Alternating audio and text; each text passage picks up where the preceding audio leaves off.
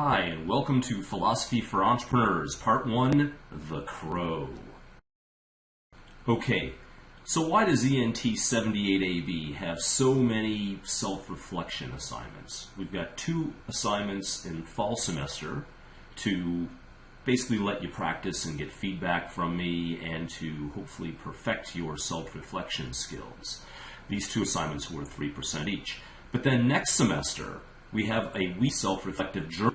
That's to a dozen reflective during winter of 9. I ask you, but it's basically a weekly thing, and I ask people to bring these in, and we share them at the beginning of class.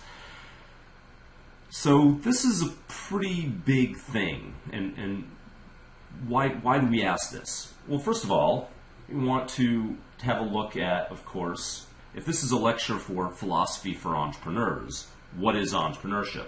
Well, as I've described before in class, it's looking at what is out there in reality and being able to conceptualize what could be or what should be and knowing that you can take action to make that happen. So it's deeply about seeing the world around you and taking action in that world. It's something that's fundamental to the human spirit. Not just a business discipline, but a way of seeing, thinking, and acting. So what is philosophy? Well, philosophy is basically a tool to help you understand the world around you, and it provides you with a guide to action. And there are various major fundamental questions such as, is there a God? How do you think? What's the purpose of life? How should you treat other people? What's the proper political system?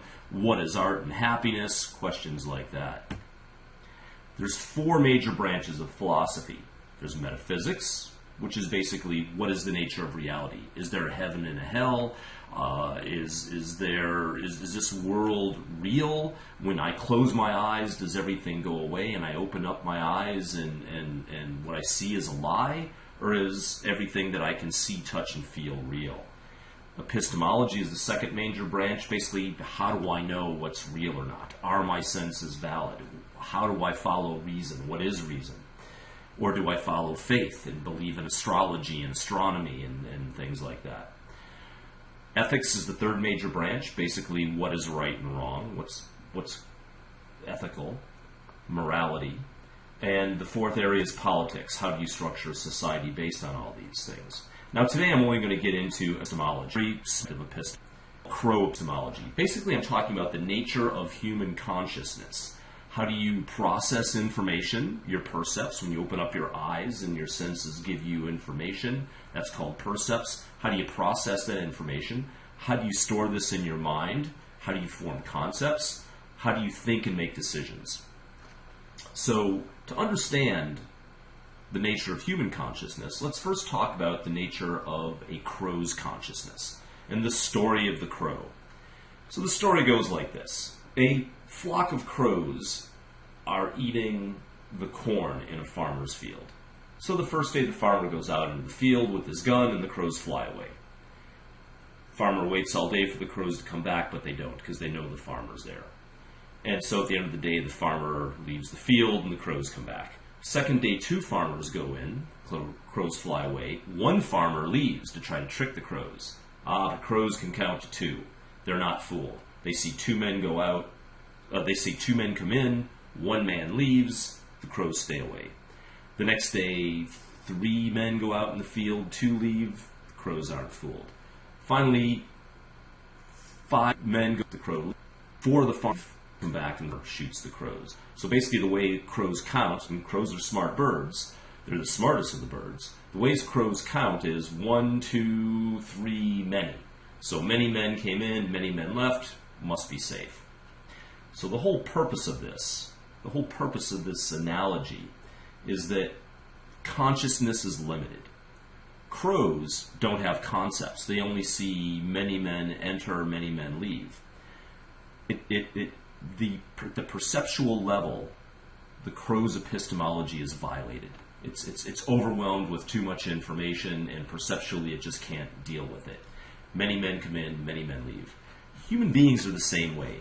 Human beings can keep maybe 7 things in their mind simultaneously. On a good day, maybe, if you're lucky. more often, human beings can keep maybe 3 or 4 things in their mind simultaneously. Human beings are beings of limited consciousness. You can't know everything or understand everything. But there's a proper method of thinking.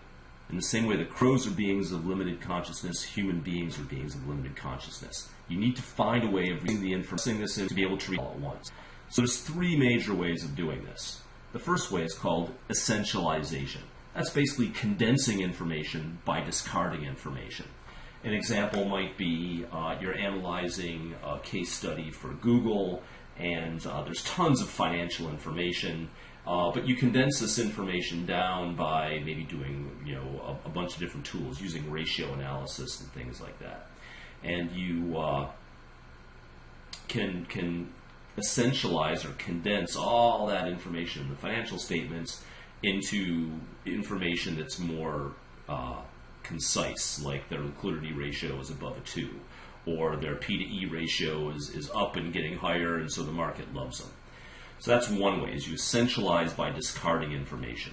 And to some extent, definitions provide this. So you can throw away all those things that you might know about a certain concept. You can get rid of a lot of information and replace that with a definition of a concept. It helps you condense information by discarding. Second major thing is you condense information by synthesis. This is you condense by combining. This is also known as integrate something. How do you spread this and use this throughout the rest of your life? So that's it. There's really only 3 major ways that human beings think. They think through essentialization, synthesis, and integration. So here's a diagram of this.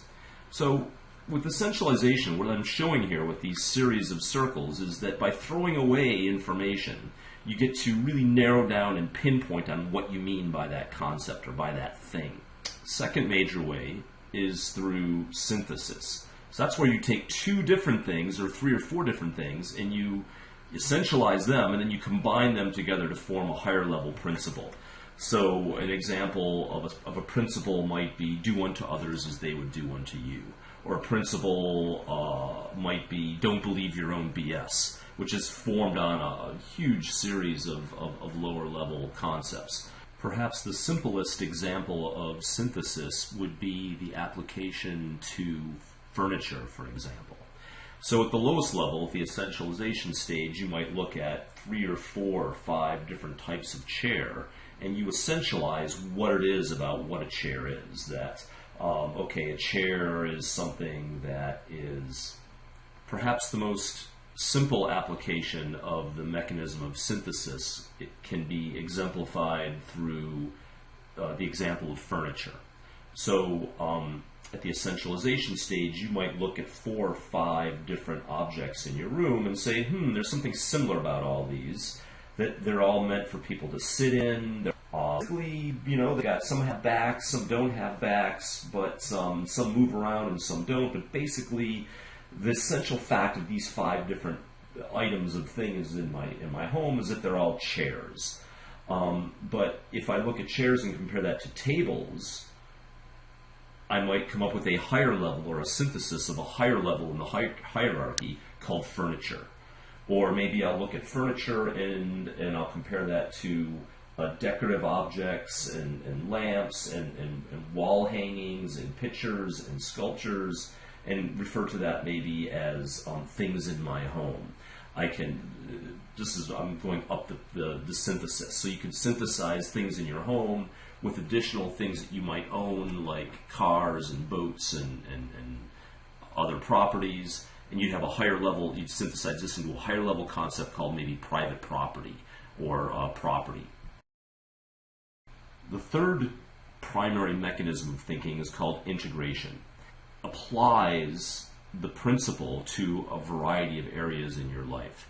So if the principle was the golden rule, do unto others as they do unto you, you can integrate and apply this principle to a wide variety of areas. For example, you could not let the door slam shut behind you.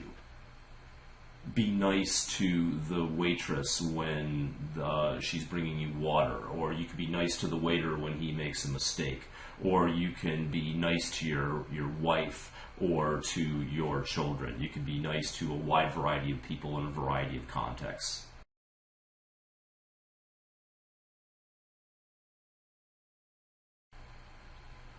So just to reiterate, the first essential aspect of thinking is called essentialization. This is where you condense information by discarding. This is also called analysis, or being able to say, so what?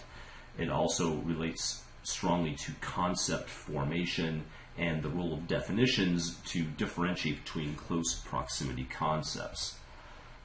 The second major mode of thinking is synthesis. Here you condense information by combining. You form principles. You form rules of thumb. These are also known as virtues or expert scripts or heuristics. An example is, for example, the golden rule, or don't believe your BS, or when somebody says something, this is the way I react to this. The next time some entrepreneur tells me that they've got a patent and it turns out that they don't in fact have a patent, that they've lied to me, then my expert script says don't invest in these people.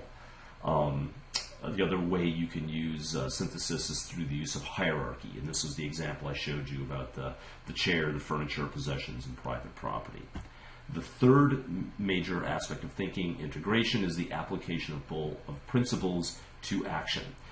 This is basically walking the talk, doing what you say you will do, also known as integrity. Helps you coordinate clearly with other people. Kind of sort of a method, if you want to think about it, of how to think would be to first focus your attention, decide to think. Secondly, identify the specific issues. Third, identify what relevant principles or values or virtues or expert scripts or heuristics. Pull that information out of RAM and get the relevant concepts and data in front of you. Apply the proper logical method.